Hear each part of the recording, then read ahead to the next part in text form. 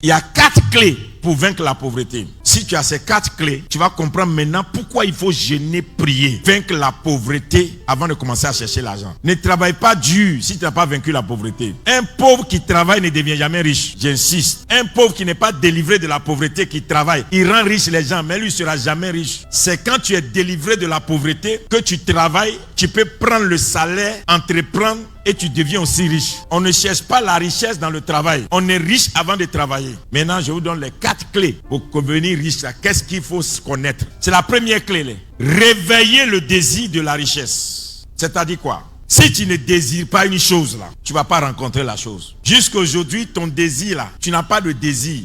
Tu n'as pas de désir pour la richesse. Tu as seulement, alléluia, des requêtes pour satisfaire des besoins. C'est différent. Tu pries pour avoir l'argent pour satisfaire certains besoins que tu as. Mais tu n'as jamais désiré être riche. Alléluia. Donc, ce que tu désires là, c'est pour ça que tu veux mourir. Donc, comme la femme doit aller, ton désir doit être porté sur l'homme. C'est pourquoi, vous voyez, les femmes, non, on ne joue pas à leur affaire de mariage. Sans le réveil du désir, tu n'accouches pas la richesse. Tu dois désirer la richesse. Et ça va changer ton langage, ça va changer tes expressions, ça va changer tes relations, ça va changer ta manière de voir et de penser. Tu n'as pas de désir pour la richesse. Tu as seulement des requêtes pour l'argent afin de satisfaire certains besoins que tu as. Celui qui crée la richesse, c'est celui qui est capable de prendre des risques pour draguer la richesse. On courtise la richesse comme on courtise une femme. Alléluia. Quand tu veux une femme là, tu mets le prix, tu mets tout pour qu'elle tourne vers toi, ou bien. Donc,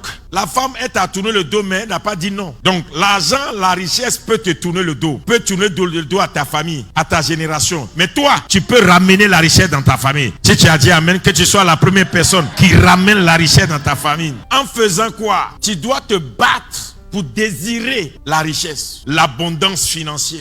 Tu dois dire à Dieu, dans ma famille, il y a des gens intelligents, mais on ne peut pas les amener à l'école. Regarde mes enfants, je veux les amener dans telle université. On ne veut plus habiter dans maison louée, il faut notre maison. Seigneur, maintenant, je veux donner de l'emploi à 500 personnes. Seigneur, dans mon village, il n'y a pas de l'eau, je vais faire des pompes. Seigneur, il n'y a pas d'école dans mon village.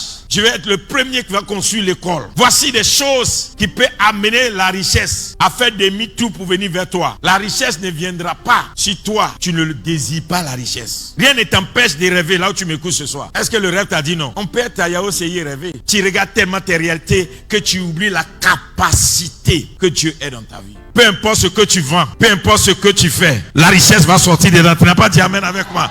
Peu importe, la richesse va sortir de là-bas. La richesse ne dort pas dans un bureau. La richesse dort dans l'activité. La deuxième des choses, soyez excités de posséder beaucoup. Le désir est différent de l'excitation. L'excitation, c'est l'autre degré du désir. Tu dois commencer à dire, te voir comme quelqu'un qui va bientôt posséder beaucoup. Ton esprit doit se réveiller. Chaque matin que tu te lèves là, il doit y avoir une excitation dans ton esprit pour dire, hey, attendez bientôt là, moi. Tu commences à penser, à voir autrement. Cette excitation va te pousser à prendre des résolutions, à prendre des engagements. Cette excitation va t'amener à poser des actions. Il faut que tu sois surexcité. Ça ne suffit pas de dire, je vais devenir riche. Après que tu as dit, je vais devenir riche, il faut que ça te brûle. Donc c'est de cette excitation-là qu'on appelle le zèle. Il y a quelque chose qui fait que t'asseoir. Ça te brûle à telle enseigne que tu ne peux pas t'asseoir si tu n'es pas devenu riche. Tu es prêt à tout faire pour devenir riche. Tu es prêt à ne pas dormir, à travailler nuit et jour pour devenir riche. Tu es prêt à rentrer dans la brousse, faire des semaines dans la brousse pour devenir riche. Tu es prêt même à prendre un bateau pour traverser la mer parce que tu veux devenir riche. Tu es prêt à affronter ce que personne n'a affronté pour devenir riche. C'est l'excitation. Et c'est pourquoi ne t'assois pas pour regarder les gens réussir. Lève-toi et dis, je ferai comme eux et je vais les dépasser. À certains moments-là, la conclusion n'est pas mauvaise. À certains moments, dis-toi seulement, lui là, je vais le battre. C'est pourquoi j'aimais l'esprit de notre frère, paix à son âme, Didier Arafat. Quand tu veux le dépasser là, il vient, il te lance des défis, il dit, je vais te battre. Je ne vais pas rester ici, on va venir dire que maintenant c'est toi qui as joué. Non, hein? Il s'élève. Ça fait qu'il a fait des recherches, il a travaillé nuit au jour. Il n'a jamais dormi sur un succès. Il a eu des succès. Parce que, comme il ne veut pas que quelqu'un le dépasse, il était excité de travailler. L'excitation supérieure te met en activité intense. On ne devient pas riche avec une activité mineure. Si tu veux devenir riche dans une affaire là, fais ça tout le temps, sur beaucoup de temps. Un pasteur qui fait église dimanche seulement, et puis il peut avoir ce qu'un pasteur qui prêche 265 jours dans l'année, c'est en vie. Il faut travailler. C'est l'activité qui te rend riche. Tu veux vendre le gombo pour devenir riche? Décide. Et dis aujourd'hui j'ai envoyé 2 paniers. Demain j'envoie 3 paniers. Et 3 paniers là, si les clients ne viennent pas, va les chercher. Dieu te met l'intelligence. Et le temps tu vas te rendre compte là, tu es en train de faire venir camions de gombo. Et les gens commencent à voir, c'est la première fois qu'on envoie 7 camions de gombo et ça finit en un jour. Ça ne finit pas, c'est toi qui crée les clients. C'est ton excitation qui crée la clientèle. C'est le zèle que tu as qui attire la clientèle. Mais jusqu'aujourd'hui, tu n'es pas riche parce que tu n'as pas d'activité. Et même si tu as une activité, c'est une activité que tu fais juste 2 heures de temps. Tu travailles 2 heures de temps puis tu es rassasié. Quand les gens vont en Chine,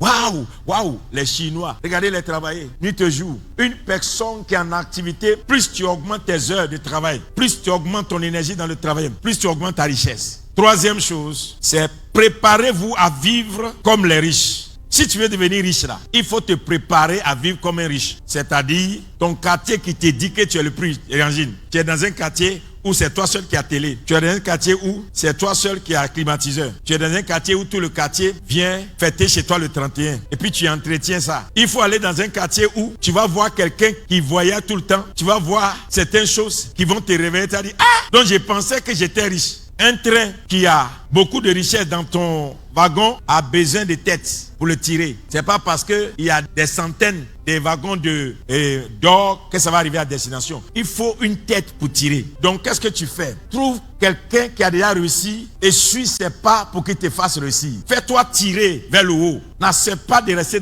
au bas. Il faut que tu te prépares à vivre comme les riches et tu regardes leurs habitudes. Comment un riche a un chauffeur? Comment un riche a une voiture pour ses enfants? Comment un riche met ses enfants dans les grandes écoles? Comment un riche il fait?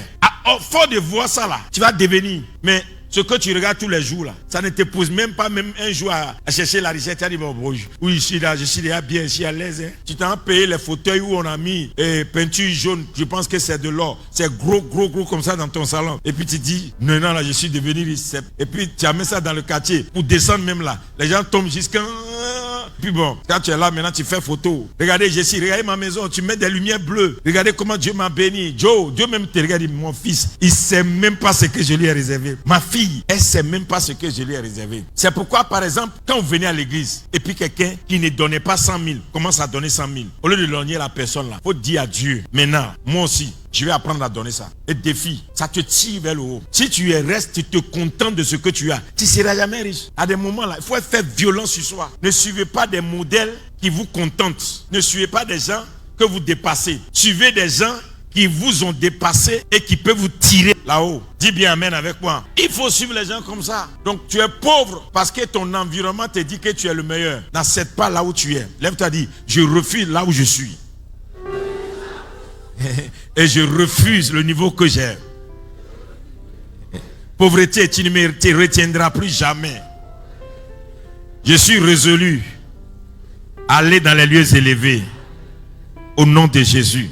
Quatrième chose, devenez riche par votre adoration. Si tu veux devenir riche là, il va falloir que tu adores quelque chose. Les gens qui sont riches, soit ils ont choisi de suivre le diable ou bien de suivre Dieu. Tu ne peux pas dire je vais être riche et puis ne pas marcher dans la divinité. Il y a des gens, ils pensent que le fait qu'il a étudié le commerce là, ça les rend riches. Non, si tu veux devenir riche, il faut changer ton adoration. Tu dois choisir. C'est ta manière d'adorer qui va attirer maintenant la richesse, l'esprit qui rend riche. Et dans l'adoration, il y a quoi? Dans l'adoration, il y a l'autel, il y a la prière, il y a le sacrifice. Dans une adoration, on verra ça demain. On va aller à l'autel demain. Si tu veux adorer, tu es obligé de te présenter à un autel où on adore. Tu es obligé de savoir faire certaines prières. Alléluia. Et tu es obligé de comprendre le langage du sacrifice. Les 3 choses. Donc ça te permet, quand tu as les 4 clés que j'ai citées là, Joe, tu vas changer ton ciel. Tu vas commencer à dire, les gens vont se moquer de toi. Hein. Tu vas devenir ça, je vais devenir ça. Les gens se moquent de toi. Quelques années plus tard, tu le deviens. La richesse va commencer à t'ouvrir ses portes. Dieu est capable de te donner ce que ton cœur désire si tu as une bonne adoration. Savoir adorer Dieu peut t'ouvrir le monde